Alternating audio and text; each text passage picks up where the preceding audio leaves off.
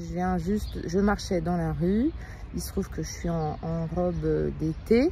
Donc les jambes nues dans des nu-pieds avec du vernis à ongles. Et voilà, j'ai senti sur mes pieds, particulièrement mes pieds là, un regard d'un homme qui était assis sur une marche. C'était un regard qui m'a gênée. J'ai senti que mon pied avec ce vernis dans ses chaussures, ça évoquait quelque chose pour lui. Et en fait, de l'ordre de la pulsion, c'est animal. Mais voilà, on peut se sentir en danger même avec un regard, un simple regard comme ça en fait.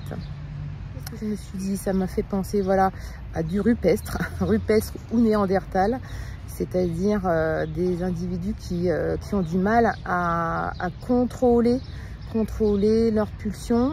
Ça va que c'était le matin en pleine journée, mais je sais pas ce que ça peut donner après, en fin de journée, en début de soirée, nuit, à croiser des individus comme ça peut faire peur. Je sais que quand j'étais plus jeune, ayant habité à Paris, plus jeune, je m'étais même résignée à ne plus m'habiller comme j'avais envie, je me rappelle à l'époque. Donc les mini-jupes, etc. Non, le métro, c'était plutôt jean, basket, des cols roulés. Puisque sur un seul trajet, je me rappelle m'être fait siffler plusieurs fois. Alors c'est sûr que j'enfonce des portes ouvertes, hein, mais c'est toujours d'actualité. Voilà, des regards insistants.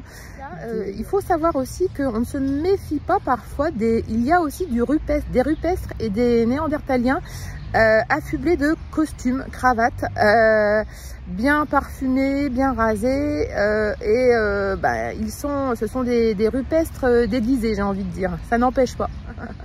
Donc voilà, c'était le clin d'œil du jour. Alors moi, aujourd'hui, finalement, je trouve une solution. Je ne m'épile plus du tout, hein. Je laisse les jambes complètement barbues. Et ça ne change rien, hein, ça ne change rien.